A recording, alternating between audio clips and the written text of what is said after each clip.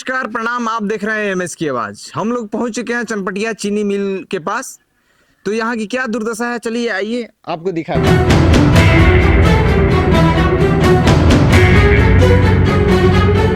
1932 में इस चीनी मिल को स्टार्ट किया गया था, यानी अंग्रेजियों के शासनकाल में। और उस समय आप देखिए कि कितने आधुनिक तरीके से इस चीनी मिल को तैयार किया गया और शुगर प्लांट यानी चीनी मिल को चालू किया गया, क्योंकि हमारे चंपारण के लोगों को एक चीनी मिल की जरूरत थी और हाईटेक चीनी मिल की जरूरत थी। उस समय भारत की सबसे हाईटेक, सबसे बड़े पैमाने पे चीनी उत्पादन करने वाली मशीन चनपटिया में बनाया गया। और 1932 के बाद हमारे चंपारण की यानी चनपटिया की तरफ लोग रुख करने लगे थे रोजगार के लिए।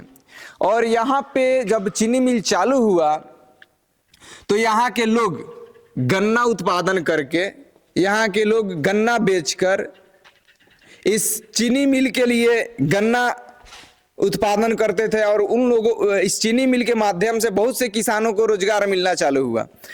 और यह चीनी मिल 1932 में चालू होती है। और कैमरामैन से हम कहेंगे कि पूरा चारों तरफ विजुअल दिखाइए कि कितने हाईटेक तरीका से इसको बनाया गया था कि इंडिया के सबसे बड़े क्षमता वाले यानी सबसे ज्यादा उत्पादन करने वाले चीनी मिल के रूप में इसे स्थापित किया गया। और इस चीनी मिल की आप दुर्दशा देख सकते हैं, जो आज एक खंडहर के रूप में बन चुका है। यह चीनी मिल 900 एकड़ जमीन में इसका जो ग्राउंड है और इस चीनी मिल के लिए यूज किया जाता था जमीन, जो 900 एकड़ का जमीन था। आगे चलिएगा तो देखिएगा कि इसके बाहर जो ग्राउंड है वहाँ पे गाड़ियों को लगाने के लिए बहुत से बड़े फील्ड हैं। अब चलिए बात करते हैं इस चीनी मिल के बारे में कि आखिर 1932 में बना हुआ चीनी मिल 1994 में क्यों बंद हो गया। जब अंग्रेजी शासन थी यानी अंग्रेजों का शासन था, उस समय चीनी मिल को बनाया गया। और देश आजाद हुआ उसके बाद बिहार गवर्नमेंट को यह चीनी मिल सौंप दिया गया। बिहार गवर्नमेंट जो इसको सुचारू रूप से चलाना चालू किया, उसके बाद 1994 में इस चीनी मिल को बंद करना पड़ा। उसके बाद इतना दिनों से सत्ता में रही सरकार, जब इलेक्शन होती है तब इस चीनी मिल की बात होती है। इस चीनी मिल के साथ साथ आप चकिया, मोतिहारी, जो तीन चीनी मिल हमारे चंपारण में बंद पड़े हुए हैं, उसकी भी दुर्दशा आप लोग जानते होंगे और देखे होंगे। और उस सारे पॉइंट को आप दिखाइए कि कितने हाईटेक तरीका से इस चीनी मिल को बनाया गया था। जिस चीनी मिल में जो मशीनरी यूज हुआ है, बड़े बड़े मशीन यूज हुए हैं। रसिया, ब्रिटेन, माने विदेशों से बहुत से ऐसे मशीन मंगाकर हाईटेक तरीके से चालू करा दिया जाता है। और इस चीनी मिल को बैठाने में अहम भूमिका जो भारत माता की जय, जय हिंद बोलकर जो लोग अभी सत्ता में हैं, सत्ता चला रहे हैं, उनको यह चीज देखनी चाहिए कि आखिर यह चीनी मिल क्यों बंद पड़ा हुआ है। जो रोजगार की कभी बात नहीं करते थे, जो अभी रोजगार की बात कर रहे हैं। हमारे चनपटिया में जब चीनी मिल बंद पड़ जाती है, जहां 1000 लोगों को रोजगार मिलती थी, उस चीनी मिल की दुर्दशा आप देखिए। और बताइए 1994 से लेके आज तक इस पे किसी भी सरकार की नजर नहीं पड़ी। आगे आपको बताते हैं कि यहाँ पे जितने भी मशीन लगा हुआ है वो हाई, यानी समझिए कि जो इंडिया के सबसे बड़े प्रोसेसिंग यूनिट के रूप में एक था। अब इस टंकी को देखिए, 1932 में बना हुआ यह पिलर गवाही देता है कि कितने ईमानदारी से यह चीनी मिल बनाया गया था। यानी आज के नेताओं के अनुसार, जो अभी के जो नेता हैं, अंग्रेज तो शासन करके चले गए, मगर जो आज जो नेता शासन कर रहे हैं, जो हमारे ही देश के लोग लूट रहे हैं ऐसे ऐसे चीनी मिल और कल कारखानों को, उनको यह देखना चाहिए कि 1932 का बना हुआ है पिलर आज भी गवाही देता है कि देखिए थोड़ा सा भी नहीं झड़ा हुआ है पिलर का कुछ पॉइंट। उसके बाद इस जमीन को जो अनुमानतः कीमत 1000 करोड़ है, जो 900 कुछ एकड़ में फैली हुई है।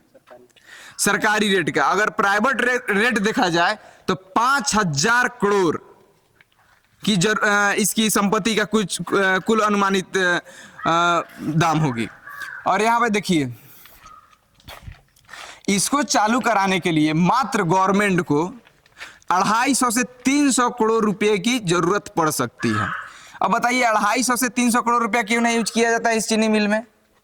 250 से 300 करोड़ रुपया इसलिए यूज नहीं किया जाता इस चीनी मिल में क्योंकि यहाँ पे बड़े बड़े जितने भी जो सत्ता में बैठे लोग हैं उनको जो चालू करा देंगे तो सारे वो जमीन को खाली करना पड़ सकता है, जिसके कारण चीनी मिल शायद हो सकता है उसके कारण नहीं चालू हुआ। उस समय चनपटिया की चीनी की चारों तरफ चर्चाएं होती थी, इंडिया में चर्चा होती थी चनपटिया की चीनी की।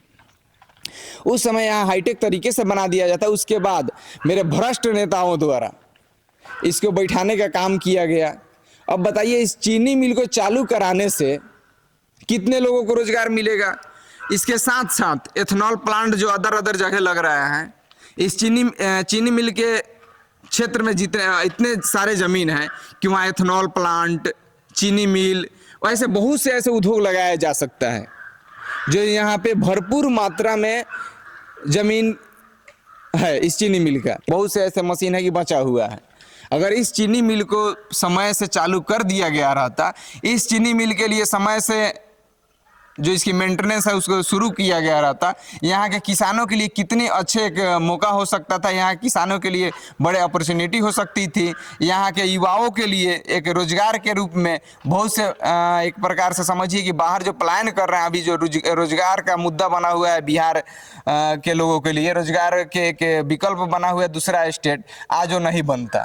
ये जो 900 एकड़ में फैला हुआ है चीनी मिल है, जो चीनी मिल का एक भूमि है, क्या वो 900 एकड़ में फैला हुआ है तो उतने बड़े क्षेत्र में और से प्लांट नहीं लग सकते थे? अगर प्लांट नए लगाने थे आपको तो आपके पास चलिए ज़मीन नहीं है। इस जो ज़मीन है 900 एकड़, इसमें तो बहुत सारे प्लांट लगाए जा सकते थे, बहुत से सारे उद्योग लगाए जा सकते थे। जो 900 एकड़ ज़मीन है, क्या वह ज़मीन में ज़मीन तो खोजना नहीं है अभी यहाँ दूसरे उद्योग लगाने के लिए, तो उस जमीन पे क्या और उद्योग नहीं लगाए जा सकते थे? हमारे बिहार के युवाओं को, बिहार के लोगों को रोजगार नहीं मिल सकता था इस चीनी मिल से? या और प्लांट लगा के यहाँ रोजगार नहीं मिल सकता था? तो नहीं, जब जब आएंगे यहाँ नेताएं, जब जब प्रधानमंत्री भी आते हैं तो चीनी मिल की बात करते हैं, सिर्फ चाय पी कर जाएंगे, चाय पी कर जा देंगे। मगर उनके शासनकाल लगभग सेंट्रल गवर्नमेंट की शासनकाल 11-12 साल हो गई, उसमें भी इन प्लांटों को नहीं दिखाया गया, नहीं सोचा समझा गया। तो बस बिहार को ऐसे ऐसे प्लांटों की ज़रूरत है, ऐसे ऐसे प्लांट फिर से चालू होने चाहिए, लोगों को रोजगार मिलना चाहिए। बस यही हम कहना चाहेंगे। जय हिंद, जय भारत।